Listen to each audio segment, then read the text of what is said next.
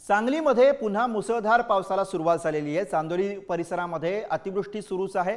सांगलीमध्ये कृष्णेची पाणी पातळी 40.6 फुटांवरती पोहोचली आहे। कृष्णा नदीची धोका पातळीकडे सध्या वाटचाल सुरू असल्याचे चित्र आपल्याला सांगलीमध्ये बघायला मिळते।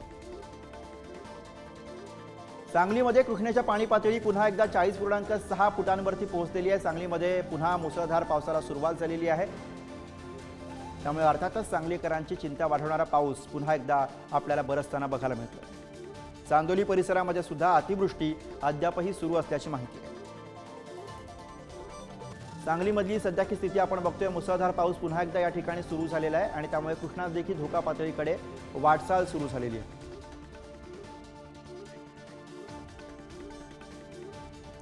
आणि याच विषयीचे ताजे अपडेट्स आपण घेऊया। प्रतिनिधी स्वप्नील पाटील सध्या सांगलीतनं आपल्या सोबत आहेत। स्वप्नील, सध्याची नेमकी काय स्थिती आहे? नद्यांची पाणी पातळी कुठवर आलेली आहे आणि त्याबरोबरच पाऊस रात्रीतनं झालेला आहे का? आता सध्या पावसाचं काय चित्र आहे?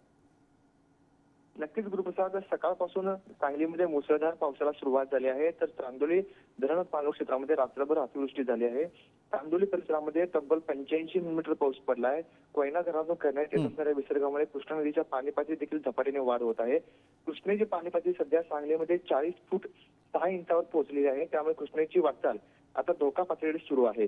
सकाळपासून पडत असणारा मुसळधार पाऊस आणि कोयना धरणातून सोडण्यात आलेला विसर्ग यामुळे कृष्णेच्या पाणी पातळीत आणखीन वाढ होणार आहे। सायंकाळपर्यंत ती 42 फुटावरती पोहोचण्याची शक्यता देखील वर्तवली जाते। तसेच चांदोली धरणातून विसर्ग सुरू असल्यामुळे वारण्याच्या पाणी पातळीत देखील वाढ होणार आहे। त्यामुळे कृष्णा आणि वारणा या दोन्ही नदीकडच्या गावांना प्रशासनाने सतर्कतेच्या सूचना दिलेल्या आहेत। तसेच नदीकाठावर असणाऱ्या गावांना तातडीने स्थलांतर होण्याची सूचना देखील रात्रीपासून बरोबर। त्यामुळे मुसळधार पाऊस स्वप्नील पुन्हा एकदा सांगलीकरांची चिंता वाढवताना दिसतोय। धन्यवाद या सगळ्या सविस्तर माहितीसाठी।